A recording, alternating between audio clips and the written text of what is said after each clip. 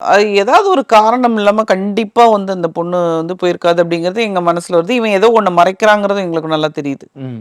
அது இப்ப பார்க்கும்போது பார்த்தீங்கன்னா, கடைசியா ஒரு கேள்வி கேட்டேன். டர்னிங் பாயிண்ட் அங்க தான். "உனக்கு கல்யாணம் ஆயிடுச்சா?"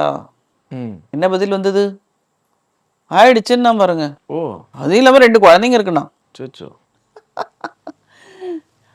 அப்புறம் வந்து, "இந்த பொண்ணுக்கு அது தெரியுமா தம்பி?" அப்படின்னு கேட்டோம். "இல்ல இப்ப ரீசென்ட்டா தாங்க தெரியும்." அப்படின்னு.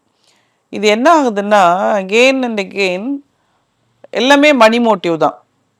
அ இவன் வந்து ஒரு நல்ல பொசிஷன்ல இருக்கான், எல்லாம் பண்றான். இவன அண்டி பொழச்சா அந்த பொண்ணுக்கு வருமானம் வரும். ம். ஆ அப்போ வந்து இவன் வந்து இவனுக்கு கல்யாணம் ஆன விஷயத்தையே மறைச்சு, அந்த பொண்ணு கூட வந்து ரொம்ப இணக்கமா 2 பேரும் எல்லாம் சுத்தி கித்தி எல்லாம் வந்துட்டாங்க. ஒரு இது ஒ 1 வருஷமெல்லாம் 2 வருஷம்லாம் இல்ல. 5 வருஷமா. ம். ஆ கடைசியா தான் இந்த பொண்ணுக்கு தெரிய வருது, இவனுக்கு கல்யாணம் ஆன விஷயம், குழந்தைகள் இருக்கிற விஷயம்.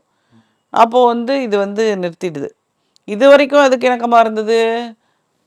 Promotion in the office. ஏன்னா இவன் நெனச்சா எல்லாம் நடக்கும். இவன் நெனச்சா இன்கிரிமெண்ட் நடக்கும். ம். ஸோ கைக்குள்ள போட்டுச்சு. ம். ஸோ எங்க பணம் தான் மோட்டிவ்.